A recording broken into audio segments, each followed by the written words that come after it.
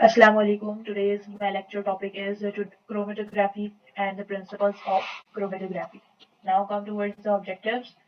So first of all हम इसमें discuss करेंगे क्रोमेटोग्राफी क्या होती है, उसकी इम्पोर्टेंस क्या है, हिस्ट्री मतलब क्रोमेटोग्राफी कहाँ से आया, कैसे आया, इसके अलावा ये टेक्निक क्या होती है, इसकी टर्मिनोलॉजीज जो कि इसकी प्रोसेस में इसके मेथड में इन्वॉल्व होती है, और दूसरा यहाँ पर लास्ट क्या है, क्लासिफिकेशंस, यानी कि क्रोमेटोग्राफी की कौन कौन सी टेक्निक्स होती है, कौन कौन से मेथड्स होते हैं जिसकी वजह से ईजिली क्रोमेटोग्राफी का प्रोसेस या मेथड जो है वो परफॉर्म हो सके। ठीक है, स्टार्ट कर लेते हैं क्रोमेटोग्राफी से, इंट्रोडक्शन से।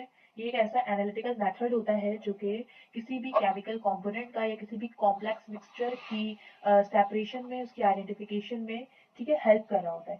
सही, इसके अलावा उसमें प्यूरिफिकेशन होती है या फिर वो टेस्टिंग होती है उस कंपाउंड की इस टेक्निक के थ्रू। ठीक है, अगर हम इसकी नेक्स्ट डेफिनेशन देखें, कोई दूसरी डेफिनेशन देखें, तो यहाँ पर क्या होता है कि एक ऐसी टेक्निक है जो कि कंपोनेंट यानी मिक्सचर के अंदर जो भी कंपोनेंट्स मौजूद होते हैं उसको सेपरेट आउट करने में हेल्प करता है by the help of stationary phase and the mobile phase. ठीक है, मोबाइल फेज वो फेज होता है जिसके अंदर सारी स्टेशनरी फेज वो फेज होता है जिसके अंदर सारी प्रोसेस हो रहा होता है, यानी कि सारी समझ लें, ये एक ऐसा सिस्टम है, स्टेशनरी फेज एक ऐसा सिस्टम होता है जिसके अंदर मोबाइल फेज एक्ट कर रहा होता है। ठीक है, मोबाइल फेज क्या होता है, ये एक फ्लूइड सॉल्वेंट होता है जो कि डिसॉल्व मिक्सचर के अंदर जो डिसॉल्व होता है, और ये सारा प्रोसेस स्टेशनरी फेज में होता है। मोबाइल फेज आपके पास जो है वो मूविंग होता है, यानी कि वो कंपोनेंट को सेपरेट करके आपको शो करवा रहा होता है, और स्टेशनरी फेज जो होता है वो आपके पास फिक्स्ड फेज होता है। ठीक है, now coming towards the importance.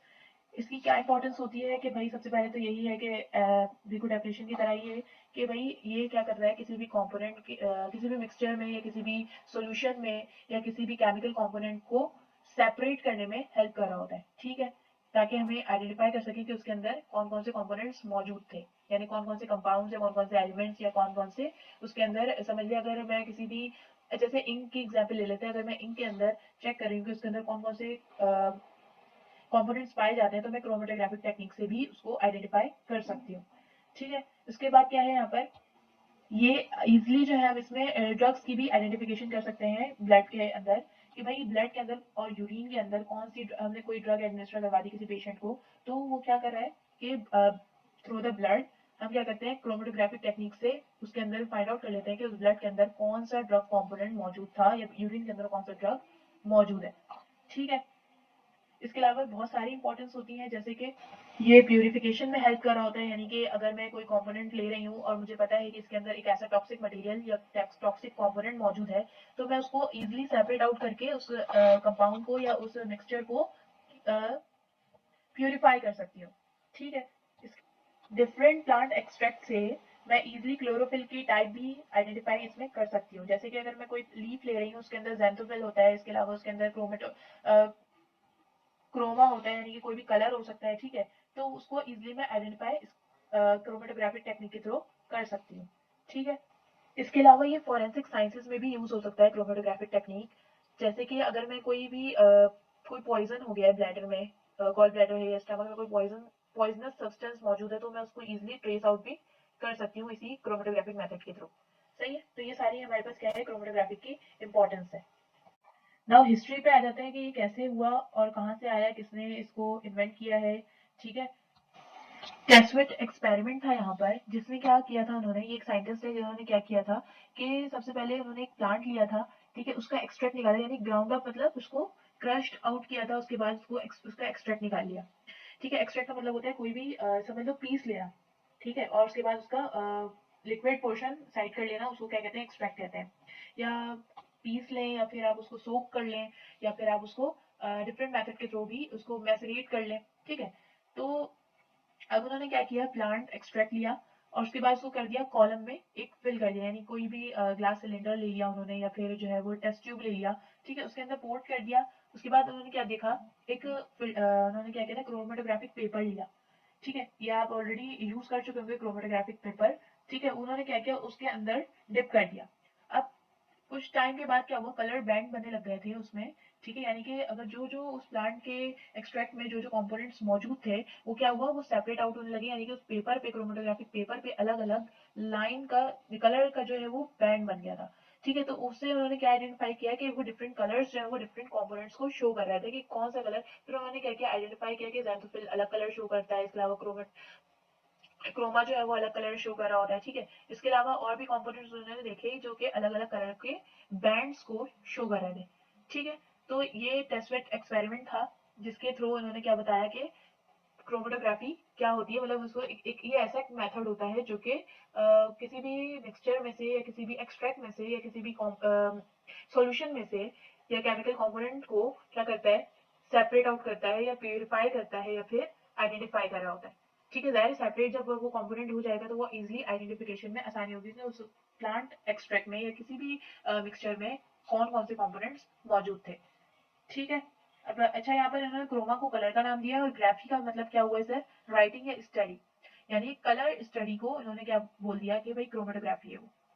सही है, कंपोनेंट्स में आ जाते हैं, जैसे मैंने आपको बताया था टर्मिनोलॉजीज के बारे में, तो यहाँ पे टर्मिनोलॉजीज हैं जैसे कंपोनेंट्स हैं, स्टेशनरी फेज होता है, मोबाइल फेज है, इल्यूजन है, इल्यूएंट है, इसके अलावा रिटेंशन टाइम होता है, सैंपल है, ठीक है, जिसे एनालाइट भी कहा जाता है, सॉल्वेंट है, क्रोमेटोग्राम है, क्रोमेटोग्राफ है। ठीक है, तो ये सारे ही हमारे पास क्या है, कंपोनेंट्स होते हैं जो कि क्रोमेटोग्राफिक टेक्निक में इन्वॉल्व होते हैं। ठीक है, ये फर्दर हम वन बाय वन डिस्कस करते हैं इसको कि स्टेशनरी फेज क्या होता है। ये एक फिक्स्ड होता है, मतलब फिक्स मैंने आपको पहले ही बताया, ये एक फिक्स्ड फेज होता है जो अब हम हमारी मर्जी वो कॉलम के फेज में करें या प्लानर सरफेस के फॉर्म में करें, ये स्टेशनरी फेज फिक्स्ड होता है, ये इमोबिलाइज होता है, यानी कि इसको मूवेबल नहीं होता। ठीक है, इसी तरह से as compare to mobile phase में क्या होता है कि वो जो भी कंपोनेंट था उसमें, कंपोनेंट कह रही हूँ, सॉरी, सॉल्वेंट जो था वो मूव करता है थ्रू स्टेशनरी फेज। ठीक है, स्टेशनरी फेज पे के थ्रू जो है वो क्या करता है, मूव करता है, और वो क्या करता है, सैंपल के थ्रू या एनालाइट के थ्रू स्टेशनरी फेज की तरफ मूव करता है। ये होता है हमारे पास मोबाइल फेज। इल्यूजन क्या होता है, ये एक ऐसा प्रोसेस होता है जो कि क्या करता है, मोबाइल फेज की मूवमेंट के थ्रू स्टेशनरी फेज से सॉल्यूट को वॉश आउट करवा लेता है। ठीक है, और इसी तरह इल्यूएंट क्या होता है, जो भी स्टेशनरी फेज में मिक्सचर होता है, मिक्सचर और जो भी कंपोनेंट होता है वो सॉल्वेंट क्या करता है, अपने पास सेपरेट आउट कर लेता है। इसमें एक ऐसा सॉल्वेंट यूज होता है जो कि स्टेशनरी फेज के अंदर जो भी मिक्सचर का जो भी कंपोनेंट मौजूद था उसको क्या करता है, वो सेपरेट आउट कर देता है। ठीक है, नेक्स्ट देख लेते हैं रिटेंशन टाइम क्या होता है।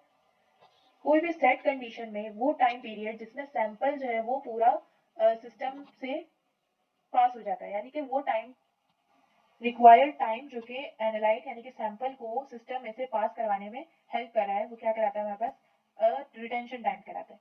ठीक है, लेकिन वो सेट कंडीशंस में होता है कि हम एक लिमिट लगा देते हैं कि भाई किस का मतलब, क्योंकि ये बहुत टाइम कंज्यूमिंग होता है ये प्रोसेस, तो क्योंकि जाहिर सी बात है हमने जो भी एक्सट्रैक्ट लिया हुआ है या कोई भी मिक्सचर लिया हुआ है तो उसके अंदर जब एक एक कॉम्पोनेंट को अलग होना है, वो सारे बैंड्स बनेंगे अलग अलग, तो उसमें टाइम लग जाता है। ठीक है, तो रिटेंशन टाइम क्या कर रहा है, वो टाइम रिक्वायर्ड टाइम होता है जो कि सैंपल को सिस्टम में से पास करवाता है।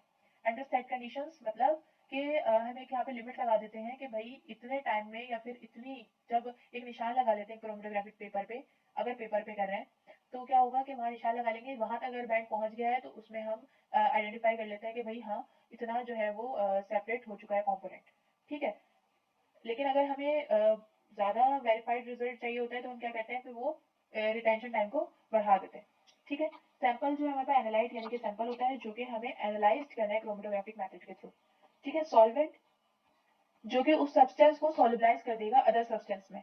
ठीक है, क्रोमेटोग्राम क्या होता है, ये एक समझ लें मशीन भी कह सकते हैं इसको, या इसको कोई भी एक ऐसा मेथड होता है क्रोमेटोग्राम जो कि जो भी हमारा आउटपुट आया उसको विजुलाइज कर देता है क्रोमेटोग्राफ पे। क्रोमेटोग्राफ क्या होता है, ये एक ऐसा इक्विपमेंट है जो कि जाहिर सी बात है एक मिक्सचर के अंदर से कंपोनेंट को सेपरेट आउट कर रहा है। अब वो गैस क्रोमेटोग्राफी की वजह से भी हो सकता है, लिक्विड क्रोमेटोग्राफी की वजह से भी हो सकता है, पेपर क्रोमेटोग्राफी की वजह से भी हो सकता है, और डिफरेंट एचपीएलसी है, बहुत सारी जो मेथड्स हैं उन सबके थ्रू किसी भी कंपोनेंट का, किसी भी मिक्सचर का कंपोनेंट जो है वो सेपरेट आउट, आइडेंटिफाई या प्यूरिफाई हो सकता है।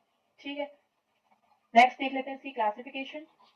क्रोमेटोग्राफी की जो है हमारे पास सबसे पहले एड्सॉर्प्शन क्रोमेटोग्राफी होता है जिसके अंदर हमारे पास गैस सॉलिड क्रोमेटोग्राफी, यानी कि यहाँ पे गैस जो है हमारे पास क्या है, ये हमारे पास क्या है, मोबाइल फेस है, और सॉलिड जो है हमारे पास स्टेशनरी फेज है, यानी कि स्टेशनरी फेज वो फिक्स फेज है और मोबाइल फेज के हमारे पास गैस है जो कि मूव करेगा। इसी तरह नेक्स्ट हमारे पास है लिक्विड कॉलम क्रोमेटोग्राफी, इसमें भी होता है high performance liquid chromatography HPLC होता है। थिन लेयर क्रोमेटोग्राफी ये एक हमारे पास सिलिका की एक स्लाइड होती है जिसके थ्रू हम चेक कर लेते हैं कि ये अलग फर्दर प्रोसेस होता है। इसको हम नेक्स्ट उसमें इसके लिए अलग मैं आपको इंशाल्लाह लेक्चर बनाकर आपको बताऊंगी। ठीक है, पार्टीशन क्रोमेटोग्राफी क्या होता है? इसमें गैस लिक्विड क्रोमेटोग्राफी है, यानी कि इसमें गैस जो है हमारे पास मोबाइल फेज और लिक्विड स्टेशनरी फेज होता है। इसमें भी एब्जॉर्प्शन और पार्टीशन का डिफरेंस भी मैं आपको नेक्स्ट स्लाइड में बताऊंगी। ठीक है, इसके अलावा सुपर क्रिटिकल फ्लूइड क्रोमेटोग्राफी होता है, लिक्विड लिक्विड क्रोमेटोग्राफी है, पेपर क्रोमेटोग्राफी जो कि मैं आपको ऑलरेडी बता चुकी हूँ डिटेल में कि पेपर क्रोमेटोग्राफी क्या होती है और किस तरह इसको मतलब परफॉर्म किया जाता है। हाई परफॉर्मेंस लिक्विड क्रोमेटोग्राफी इसमें भी है। ठीक है, आयन एक्सचेंज क्रोमेटोग्राफी में क्या होता है, आयंस किस तरह एक्सचेंज हो रहे हैं, इसमें भी HPLC आता है। Permeation chromatography site exclusion chromatography कहलाता है। एफिनिटी क्रोमेटोग्राफी में जो है वो DNA एफिनिटी क्रोमेटोग्राफी होती है। इलेक्ट्रोफोरेसिस में कैपिलरी के थ्रू क्रोमेटोग्राफी हो रही है, यानी कि सेपरेशन टेक्निक है। ये सारी क्लासिफिकेशन है क्रोमेटोग्राफी की। ठीक है, नेक्स्ट में देख लेते हैं। नेक्स्ट आ जाते हैं मोड ऑफ सेपरेशन पे, यानी कि अगर मैं बोलूँ कि ओवरऑल क्लासिफिकेशन में हमारे पास adsorption, partition, ion exchange, size exclusion और एफिनिटी, यानी कि ये 5 क्लासिफिकेशन ही है जो क्रोमेटोग्राफिक टेक्निक में इन्वॉल्व है। ठीक है, अब आ जाते हैं एड्सॉर्प्शन क्रोमेटोग्राफी पे। ये क्या होती है? इसमें जो स्टेशनरी फेज होता है वो क्या करता है, सॉल्यूट मॉलिक्यूल को एब्जॉर्ब कर लेता है रिवर्सिबली। एब्जॉर्ब का क्या मतलब होता है, कोई भी पार्टिकल या कोई भी, जैसे अगर हमने लिक्विड यूज किया है या गैस यूज किया है, gas as a mobile phase use किया हुआ है, तो क्या करता है ये स्टेशनरी फेज के पास जाकर स्टक हो जाता है उसके सरफेस पे। ठीक है, स्टेशनरी फेज आपको पता है फिक्स फेज है, जो कि इसमें जो भी सॉल्यूट मॉलिक्यूल्स यूज हुए या जो भी मोबाइल फेज यूज हुआ है वो क्या करता है, स्टेशनरी फेज के सरफेस पे जाके स्टक हो जाता है। ठीक है, यानी कि उस पे जाके चिपक जाता है। इसमें स्टेशनरी फेज जो हमारे पास सॉलिड यूज हुआ है, silica gel, porous glass, beads, alumina. ठीक है, इसके अलावा मोबाइल फेज में हमारे पास लिक्विड था जो कि हेक्सीन या फिर क्लोरोफॉर्म। अच्छा, क्लोरोफॉर्म और हेक्सीन जो है हमारे पास मोस्ट वाइडली यूज जो है वो कंपोनेंट्स होते हैं या मोस्ट वाइडली यूज सॉल्वेंट्स होते हैं जो कि मोबाइल फेज में यूज होते हैं। ठीक है, अगर लिक्विड की बात हो रही है तो। ठीक है, तो एब्जॉर्प्शन क्रोमेटोग्राफी आपको समझ में आ गया कि भाई यहाँ पर स्टेशनरी फेज पे जो है सॉलिड मॉलिक्यूल जाकर एब्जॉर्ब हो जाते हैं, यानी कि चिपक जाते हैं। सही है, इसके बाद क्या है, यहाँ पर वही सारी जो है ड्रामेटिक डायग्रामेटिकली दिखाया गया है कि भाई सॉल्यूट जो है वो किस तरह स्टेशनरी फेज के सरफेस पे जाके स्टक हो रहा है। ठीक है, वो उसके अंदर जाके डिसॉल्व नहीं हो रहा, ये क्या कर रहा है, उसके ऊपर जाके उसके सरफेस पे जाके स्टक हो जा रहा है। ठीक है, यहाँ पर सॉल्यूट मॉलिक्यूल्स या मॉलिक्यूल्स जो कि मोबाइल फेज में मौजूद थे वो क्या करते हैं, कंप्लीट कर जाते हैं एड्सॉर्बेंट फेज। एड्सॉर्बेंट फेज कौन सा था, हमारे पास स्टेशनरी फेज था जिसपे जाके सारे मोबाइल फेज के जो भी पार्टिकल थे या जो भी मिक्सचर या कोई भी सॉल्वेंट था वो जाकर क्या हो रहा था, स्टक हो रहा था। ठीक है, जितना ज्यादा मॉलिक्यूल जो है वो हमारे पास पोलर होगा उतना ही स्ट्रॉन्ग जो है वो एड्सॉर्प्शन होगी।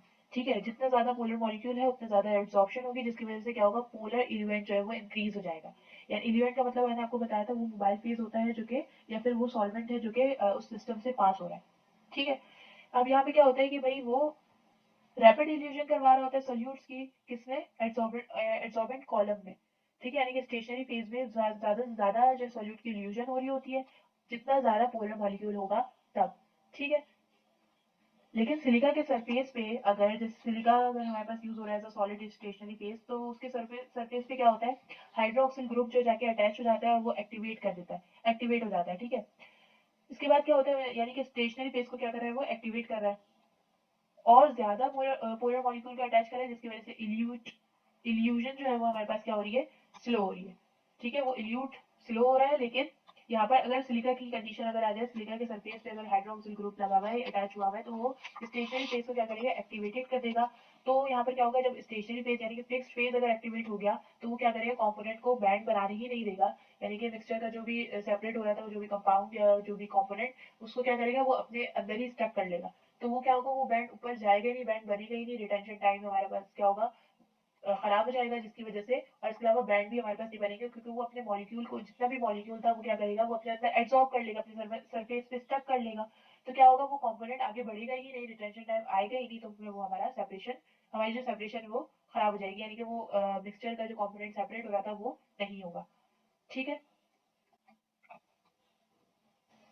यहाँ पर क्या कहा जा रहा है, पोलर ग्रुप्स जो होते हैं, जो कि पोलर सपोर्ट कर रहे होते हैं, पोलराइजेशन को सपोर्ट कर रहे होते हैं, तो वो क्या होगा, पोलर ग्रुप जो है वो उसकी जो एड्सॉर्प्शन होगी उसकी स्ट्रेंथ को क्या करेगा इस ऑर्डर में देखा जा सकता है। जैसे कि एसिड्स हैं वो ज्यादा पोलर होते हैं, ठीक है, फिनोल्स है, फिर देन एल्डिहाइड है, लैक्टोज है, ईस्टर्स है, इथर्स है एंड ओलिफेन्स है। ये हमारे पास क्या है, एक सीक्वेंस है, ये एक ऑर्डर है जो कि पोलर ग्रुप्स के एड्सॉर्प्शन की स्ट्रेंथ को बता रहा होता है, ठीक है, यानी कि पोलर सपोर्ट कर रहा होता है, ठीक है। इसकी फिर उसके बाद क्या है, ये हमें एप्लीकेशन देख लेते हैं इसकी। क्या है कि भाई ये सेपरेट कर रहा है कंपाउंड्स को, ठीक है, एंटीऑक्सीडेंट्स कोई भी डाइज हैं, विटामिन हैं, स्टीरॉइड्स हैं, अमाइंस हैं, अमाइड्स हैं, फिनोल्स हैं, alkaloids, liquids, sorry lipids, fatty acids and alcohols, इन सबको क्या कर रहा है इजिली सेपरेट आउट कर देता है। अगर ये सारी कंपाउंड्स अगर किसी भी कंपाउंड या ये सारे कंपोनेंट्स अगर किसी भी मिक्सचर में मौजूद है तो इसको इजिली सेपरेट आउट कर सकता है, ठीक है। उसके बाद आ जाते हैं पार्टीशन क्रोमेटोग्राफी में। इसमें क्या हो रहा है, इसमें लिक्विड लिक्विड क्रोमेटोग्राफी हो रही होती है, यानी कि स्टेशनरी फेज भी हमारे पास लिक्विड होता है और मोबाइल फेज भी लिक्विड होता है, ठीक है। इसमें क्या हो रहा होता है कि क्रोमेटोग्राफी जो हमारे पास लिक्विड फेज होता है, लिक्विड स्टेशनरी फेज होता है, वो क्या है, एक थिन फिल्म फिल्म जो है वो सरफेस पे सॉलिड की एक थिन फिल्म जो है वो क्या करता है अपने ऊपर बना लेता है स्टेशनरी फेज पे, ठीक है। लिक्विड स्टेशनरी फेज में क्या होता है कि ये एक थिन फिल्म बना लेता है इसकी सॉलिड की अपने सरफेस के ऊपर, ठीक है। ये पार्टीशन क्रोमेटोग्राफी की बात हो रही है। सॉल्यूट क्या करता है, वो मोबाइल फेज की तरह इक्विलिब्रेट हो जाता है, इसके अलावा स्टेशनरी फेज का जो लिक्विड होता है वो भी इसी तरह इक्विलिब्रेट हो जाता है, ठीक है, आपस में। मैंने आपको बताया लिक्विड लिक्विड क्रोमेटोग्राफी होती है इसमें। यहाँ पे लिक्विड स्टेशनरी फेज जो है वो डिस्पर्स्ड होता है, फाइनली डिवाइडेड इनर सपोर्ट या फिर केमिकली बाउंडेड या कोई सपोर्टिंग मटेरियल में, या लिक्विड मोबाइल फेज में, ठीक है, डिस्पर्स्ड हो जाता है, ठीक है। सैंपल जो एनालाइज कर रहे हैं वो डिस्पर्स्ड होता है मोबाइल फेज में और पार्टीशन कर देता है अकॉर्डिंग टू पार्टीशन कोफिशिएंट, ठीक है। ये एक अलग कहानी है पार्टीशन कोफिशिएंट की। जैसे कि ये हमारे पास पार्टीशन कोफिशिएंट जो है वो हमारे पास इक्विलिब्रियम कांस्टेंट होता है जो क्या कर रहा है दो कंपाउंड को या दो फेजेस को डिस्ट्रीब्यूट कर रहा है आपस में, ठीक है। अच्छा जी, अच्छा मैं आपको ये बता दूं कि इस एब्जॉर्प्शन क्रोमेटोग्राफी में और पार्टीशन क्रोमेटोग्राफी में क्या डिफरेंस है। पार्टीशन क्रोमेटोग्राफी में लिक्विड लिक्विड एक्सट्रैक्शन हो रही होती है, इसके अलावा हमारे पास एब्जॉर्प्शन क्रोमेटोग्राफी में क्या हो रहा है, वहां पर सॉलिड और लिक्विड एक्सट्रैक्शन हो रही है, या फिर सॉलिड और लिक्विड यानी कि सॉलिड मोबाइल फेज और लिक्विड स्टेशनरी फेज यूज हो रहा होता है, ठीक है, as always as we have discussed previously, ठीक है। यहाँ पे स्टेशनरी फेज जो है जो कि पोलर होता है, यानी कि वाटर है, ग्लाइकोल है, सिलिका जेल यूज हो रहा है इसमें। मोबाइल फेज के तौर पे जो कि नॉन पोलर होता है वो बेंजीन है, हेक्सेन है और क्लोरोफॉर्म। मैंने आपको बताया हेक्सेन और chloroform mainly used mobile phase में जो है वो कंपाउंड्स होते हैं जो कि मोबाइल फेज में ज्यादा से ज्यादा यूज हो रहे होते हैं, ठीक है। इसमें क्या उस वाले मतलब यानी कि एडॉप्शन क्रोमेटोग्राफी में आपके पास एल्कलॉइड्स थे, अल्कोहल्स थे, इसके अलावा अमाइड्स थे, अमाइंस थे, फिनोल्स, एसिड्स, ये सारे जो है वो सेपरेट आउट हो रहे थे। इस वाले में स्टीरॉइड्स हैं, एसिड्स हैं, उसके डेरिवेटिव्स हैं, फॉस्फोलिपिड्स हैं, न्यूक्लियोबेसेस हैं, ये सारे कंपाउंड्स है वो सेपरेट आउट हो रहे होते हैं पार्टीशन क्रोमेटोग्राफी के थ्रू, सही है। अब नेक्स्ट क्लासिफिकेशन पे आ जाते हैं, साइज एक्सक्लूजन या जेल फिल्ट्रेशन क्रोमेटोग्राफी, दोनों एक ही चीज होती है। साइज एक्सक्लूजन मेथड में यानी कि साइज एक्सक्लूजन क्रोमेटोग्राफिक टेक्निक में क्या होता है कि यहाँ पे मॉलिक्यूल जो सेपरेट आउट हो रहे हैं वो on the basis of their size, यानी कि अपनी साइज के बेस पर जो है वो सेपरेट आउट हो रहे होते हैं, किसके थ्रू, फिल्ट्रेशन के थ्रू, जेल में, ठीक है। जेल फिल्ट्रेशन जाहिर सी बात है, साइज एक्सक्लूजन और जेल फिल्ट्रेशन एक ही चीज है, तो दोनों के ही मतलब क्या हो रहा है यहाँ पर कि मॉलिक्यूल सेपरेट हो रहे हैं साइज की फॉर्म में, ठीक है, लेकिन कैसे, फिल्ट्रेशन के थ्रू, और इसमें जो है वो जेल यूज होता है, ठीक है। यहाँ पे जेल मतलब मैट्रिक्स के फॉर्म में, जैसे यहाँ पे लिखा हुआ है स्टेशनरी फेज जो है वो पोरस मैट्रिक्स होता है, यानी कि जेल होता है, और लिक्विड और गैसियस फेज जो है हमारे पास मोबाइल फेज होता है, ठीक है। यहाँ पर जो है आपको फिल्ट्रेशन का प्रोसेस तो पता होगा कि फिल्ट्रेशन में क्या होता है कि स्मॉल पार्टिकल्स जो है वो आपको सेपरेट आउट इजिली हो जाते हैं और लार्जर पार्टिकल्स जो है उसके सरफेस पे ही रह जाते हैं।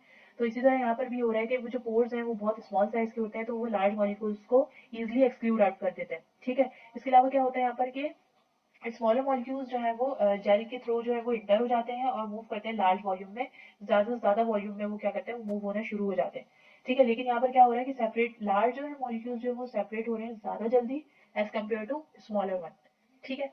यहाँ पे सेपरेशन इस तरह हो रही है, साइज की बेस पर हो रही है, ठीक है, सेपरेशन। और यहाँ पर जो है वो मैट्रिक्स यानी कि gel as a stationary phase use हुआ है, ठीक है। अच्छा, इसके एडवांटेजेस क्या है, शॉर्टर टाइम होता है, जाहिर सी बात है फिल्ट्रेशन का प्रोसेस हो रहा है, फॉरन से इजीली हो जाता है, इंटरमोलिकुलर फोर्सेस जो है वो इसमें कोई भी पार्ट प्ले नहीं करती, क्योंकि जो भी लार्जर मॉलिक्यूल्स हैं वो ऊपर रह जाते हैं और इसके अलावा स्मॉलर मॉलिक्यूल्स जो है वो इजिली सेपरेट आउट जाते हैं, जेल के थ्रू पास हो जाते हैं। ठीक है, तो यहाँ पे इंटर मॉलिक्यूलर कोई भी फोर्सेस नहीं होती। सही है, मतलब केमिकल इंटरेक्शन कम हो जाता है, कॉलम लाइफ इंक्रीज हो जाती है। ठीक है, इसके अलावा यहाँ पर क्या हो रहा है, ऑर्गेनिक और इनऑर्गेनिक मॉलिक्यूल्स को इजिली इसमें से सेपरेट किया जा रहा है एक्वस और नॉन एक्वस सिस्टम्स के थ्रू। ठीक है, तो आपको पता चल गया एब्जॉर्प्शन में अलग सेपरेशन हो रही थी, पार्टीशन में अलग सेपरेशन हो रही थी, और साइज एक्सक्लूजन में ऑर्गेनिक और इनऑर्गेनिक मॉलिक्यूल्स की सेपरेशन हो रही है एक्वस या नॉन एक्वस सिस्टम्स में से। ठीक है, यहाँ पर यही चीज है जो कि डायग्रामेटिकली दिखाया गया है कि भाई लार्ज मॉलिक्यूल्स जो है वो एक्सक्लूड आउट हो जाते हैं और स्मॉलर मॉलिक्यूल्स जो है वो पेनिट्रेट कर जाते हैं जेल के, यानी कि पोर्स से जो है वो पास हो जाते हैं, पेनिट्रेट कर जाते हैं उसको, और वो इजिली मूव कर जाते हैं। ठीक है, और वो सेपरेट भी हो जाते हैं। नेक्स्ट हमारे पास क्या है, आयन एक्सचेंज क्रोमेटोग्राफी। इसमें क्या हो रहा है कि आयन्स इन्वॉल्व होते हैं, इसमें नेगेटिवली या पॉजिटिवली चार्ज आयन्स मॉलिक्यूल्स या कंपाउंड्स होते हैं जो कि इजिली सेपरेट आउट हो सकते हैं इस टेक्निक के थ्रू। ठीक है, यहाँ पे क्या हो रहा है, सब्स्टिट्यूशन होती है आयनिक स्पीशीज की दूसरे कंपाउंड्स के साथ। ठीक है, स्टेशनरी फेज जो हमारे पास रिजिड मैट्रिक्स होता है। ठीक है, उसकी नेचर जो है क्या है, नेचर और स्ट्रेंथ जो है एसिडिक हो सकती है, बेसिक फंक्शनल ग्रुप्स भी उसमें हो सकते हैं। ठीक है, ये जो है टाइप ऑफ आयन जो होता है वो क्या करता है, रिटेन कर देता है इसके सरफेस को। ठीक है, cation exchange resin is used to retain and separate positively charged ions on its negative surface. अगर नेगेटिव सरफेस होगा तो कैटायन जो मॉलिक्यूल होगा वो क्या करेगा, पॉजिटिवली चार्ज आयन के साथ जो है वो अट्रैक्ट कर जाएगा और वो इजिली सेपरेट आउट हो सकते हैं। एनायन एक्सचेंज जो क्या कर रहा है, ये नेगेटिवली चार्ज को रिटेन कर रहा है किसमें, पॉजिटिव सरफेस के ऊपर। नेक्स्ट उसमें डायग्रामेटिकली देख सकते हैं हम यहाँ पर कि आयन एक्सचेंज किस तरह हो रही है, कि यहाँ पर जो भी सरफेस था, जैसे अगर अंदर पॉजिटिवली चार्ज आए थे तो क्या अगर नेगेटिवली चार्ज एनालाइट यानी कि जो सैंपल हमने डाला था वो अगर नेगेटिवली चार्ज पार्टिकल था वो क्या करता है, पॉजिटिव के साथ जाकर अट्रैक्ट कर लेता है। अगर पॉजिटिवली चार्ज सैंपल हमने डाला है तो वो क्या करता है, अंदर नेगेटिवली अगर नेगेटिव सरफेस था अंदर स्टेशनरी फेस का तो वो क्या करता है, उसके साथ जाकर अटैच हो जाता है। ठीक है, अट्रैक्ट कर लेता है वो आपस में। आपको पता है भाई पॉजिटिव और नेगेटिव आपस में, positive charge and negative charge are attract to each other. ठीक है, तो यहाँ पे इसी तरह सिंपल मैकेनिज्म के थ्रू जो है वो यहाँ पर सेपरेशन हो रही होती है। फैक्टर्स देख लेते हैं कि जो कि सेपरेशन में इन्वॉल्व है, यानी कि पीएच होता है। अगर पीएच बहुत ज्यादा एसिडिक है, अगर हमने मैट्रिक्स लिया है, जेल लिया है, तो क्या होता है उसको डिस्ट्रॉय भी कर सकता है। ठीक है, अगर पीएच बहुत ज्यादा बेसिक है, अल्कलाइन है, तो वो उसको भी डैमेज कर सकता है। ठीक है, हमारे पास स्टेशनरी फेज या मोबाइल फेज हमें सारी चीजें देख कर चलनी पड़ती है। ठीक है, आयनिक स्ट्रेंथ इसकी अगर बहुत ज्यादा आयनिक था, यानी कि अगर स्टेशनरी फेज भी पॉजिटिव था और हमने सैंपल भी पॉजिटिव डाल दिया, तो वो क्या करेंगे, एक दूसरे से रिपेल करेंगे और वो सेपरेशन नहीं हो सकेगी।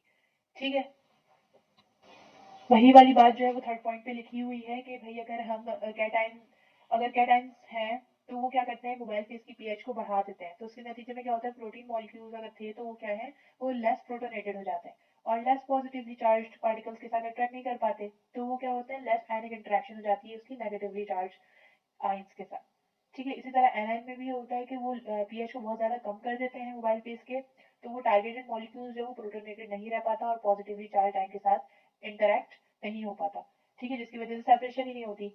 ठीक है, ये टेक्निक हम कब यूज करते हैं, जब हमें आयनाइज्ड या आयनाइजेबल कंपाउंड्स को एनालाइज करना होता है, तो हम इस टेक्निक को यूज कर सकते हैं। ठीक है, इसके बाद है एफिनिटी क्रोमेटोग्राफी। एफिनिटी क्रोमेटोग्राफी में क्या होता है कि यहाँ पे लिक्विड क्रोमेटोग्राफी होती है भी, जो कि सेपरेशन या प्यूरिफिकेशन में हेल्प कर रही होती है, स्पेसिफिक एनालिसिस करती है बायोमोलिक्यूल्स की। ठीक है, इसमें क्या हो रहा है कि ये यूटिलाइज करती है रिवर्सिबल बायोलॉजिकल इंटरेक्शन को, या फिर इस तरह देख लें कि इसमें जो है वो स्पेसिफिक बाइंडिंग इंटरेक्शन होती है बायोमोलिक्यूल्स की। ठीक है, इसमें क्या होता है कि भाई इसमें जो एंजाइम्स जो कि इनहिबिटर्स होते हैं, या एंटीजन या एंटीबॉडी जो रिएक्शन हो रहा होता है, या एंटीजन एंटीबॉडी का जो हमें सेपरेशन करनी होती है, तो वो हम एफिनिटी क्रोमेटोग्राफी के थ्रू भी कर सकते हैं। इसको जो है एफिनिटी प्यूरिफिकेशन भी कहा जा सकता है इस टेक्निक को। ठीक है, इसके कंपोनेंट्स जो क्या है एफिनिटी क्रोमेटोग्राफी के, मैट्रिक्स होता है, स्पेसर आर्म होता है, इसके अलावा लाइगेंड है जो कि मॉडिफाइड रेजिन कहलाते हैं। ये सारे as a stationary phase use हो रहे होते हैं। ठीक है, इसमें मैट्रिक्स में क्या होता है कि मोस्ट यूजफुल मैट्रिक्स जो है हमारे पास एगारोज होता है या पॉली इक्राइलामाइड इसमें यूज हो रहा होता है। ठीक है, ये क्या करता है, इसके पास जो है वो लार्ज सरफेस एरिया होता है ताकि वो इजीली अटैच कर सके मॉलिक्यूल्स को, ठीक है। और ये क्या कहते हैं, गुड फ्लो प्रॉपर्टीज को एग्जिबिट कर देता है। स्पेसर आर्म क्या होता है हमारे पास, इसको उस वक्त यूज किया जाता है जब हमें लाइगेंड को और टारगेट मॉलिक्यूल को आपस में बाइंड करवाना हो या उसकी बाइंडिंग को इम्प्रूव करवाना हो तो हम स्पेसर आर्म यूज करते हैं, ठीक है। लाइगेंड और मॉडिफाइड रेजिन में क्या होता है, इसके जो मॉलिक्यूल्स होते हैं वो रिवर्सिबली जो स्पेसिफिक टारगेट मॉलिक्यूल के साथ बाइंड कर जाते हैं, ठीक है। लाइगेंड जो है वो सिलेक्ट किया जाता है उसके नेचर पे, मैक्रोमोलिक्यूलर नेचर पे इसको सिलेक्ट किया जाता है जो कि आइसोलेटेड होते हैं, ठीक है। हार्मोन रिसेप्टर जो प्रोटीन होता है उसको भी इजीली यहाँ पे प्यूरिफाइड किया जा सकता है एफिनिटी क्रोमेटोग्राफी के थ्रू, ठीक है। एंटीबॉडी आइसोलेशन भी हो सकती है, एंटीजन जो है हेप्टेन में be used as a ligand, ठीक है। यहाँ पे ये सारे स्टेशनरी फेज के फॉर्म में यूज होते हैं। स्टेप्स देख लेते हैं हम एफिनिटी क्रोमेटोग्राफी की क्या होते हैं। प्रिपरेशन ऑफ कॉलम है, लोडिंग ऑफ सैंपल है, वॉशिंग ऑफ कॉलम है, इसके अलावा illusion of ligand molecule complex है। किस तरह हो रहा है ये, इसमें क्या होता है कि हम कॉलम को लोड कर देते हैं सॉलिड सपोर्ट के साथ, जैसे कि एगरोज या सेलुलोज या सेफेरोज के फॉर्म में, ठीक है। लाइगेंड जो सिलेक्ट किया जाता है डिजायर्ड आइसोलेट के अकॉर्डिंग टू डिजायर्ड आइसोलेट, ठीक है। स्पेसर आर्म क्या होता है, वो अटैच किया जाता है लाइगेंड और सॉलिड सपोर्ट के साथ। सॉलिड सपोर्ट हमारे पास एगरोज भी हो सकता है, सेलुलोज भी हो सकता है। लोडिंग ऑफ सैंपल क्या है, यहाँ पे सॉल्यूशन जो है जो कि मिक्सचर ऑफ सब्सटेंस था उसको पोर किया जाता है कॉलम के अंदर और वो क्या करता है, वो कंट्रोल रेट में उसको रन करने की परमिशन दे देता है या अलाउ कर देता है, ठीक है। टारगेट सब्सटेंसेस जो है वो बाइंड कर जाते हैं स्पेसिफिक मॉलिक्यूल बायोमॉलिक्यूल के साथ और क्या करते हैं, अनबाउंड मटेरियल को वॉश कर देते हैं थ्रू कॉलम, ठीक है। वॉशिंग ऑफ कॉलम में क्या होता है, ये किस तरह होता है, लो सॉल्ट कंसेंट्रेशन बफर इसमें यूज होते हैं जिसकी वजह से इजिली वॉशिंग हो सकती है। अनवांटेड मॉलिक्यूल्स जो है वो इजिली कॉलम के थ्रू पास आउट हो जाते हैं। Illusion of ligand molecule complex में क्या हो रहा है कि ये डन करते हैं, ये किस तरह होता है कि भाई हाई सॉल्ट कंसंट्रेशन या बफर या कोई सॉल्यूशन था इसमें भी यूज होता है, इंटरेक्शन करवाता है लाइगेंड और टारगेट ब्रेक का, यानी कि टारगेट मॉलिक्यूल्स का और लाइगेंड का इंटरेक्शन करवा देता है ये, तो टारगेट मॉलिक्यूल्स जो है वो कलेक्ट हो जाते हैं इजिली और मतलब सेपरेटेड आउट हो जाते हैं। किसके थ्रू, सॉलिड सपोर्ट में से टारगेट मॉलिक्यूल आराम से सेपरेट आउट हो गए एफिनिटी क्रोमेटोग्राफी में, ठीक है। मॉलिक्यूल्स यहाँ पे किस तरह जो कि सेपरेटेड हुए हैं, किस तरह एंटीबॉडी एंटीजन रिकॉग्निशन, यानी कि आपके पास एंटीजन एंटीबॉडी की सेपरेशन हो सकती है, लैक्टिन और पॉलीसेकेराइड बाइंडिंग की सेपरेशन हो सकती है, न्यूक्लिक एसिड हेपेरिन इंटरैक्शंस भी हो सकते हैं, recombinant fusion tags of proteins such as maltose binding protein and glutathione as transferase, ठीक है। ये हमारे पास प्यूरिफिकेशन टेक्निक के थ्रू भी हो सकता है। ये सारे हमारे पास जो है वो प्यूरिफिकेशन टेक्निक भी है और इसके अलावा इसमें हमारे पास इजिली सेपरेट आउट हो रहे हैं सॉलिड सपोर्ट के अंदर से आराम से जो है हमारे पास टारगेटेड मॉलिक्यूल बायोमॉलिक्यूल जो है वो सेपरेट आउट हो जाते हैं, ठीक है। That's all from my lecture. If you have any query regarding this lecture, so feel free to ask on the comment section. Thank you. I will upload also recorded the lecture regarding further types of chromatographic technique. अभी हमने classification देखी है, इसकी further types भी होती हैं, उसकी भी मैं इंशाल्लाह बहुत जल्द आपसे लेक्चर शेयर कर दूंगी। Thank you.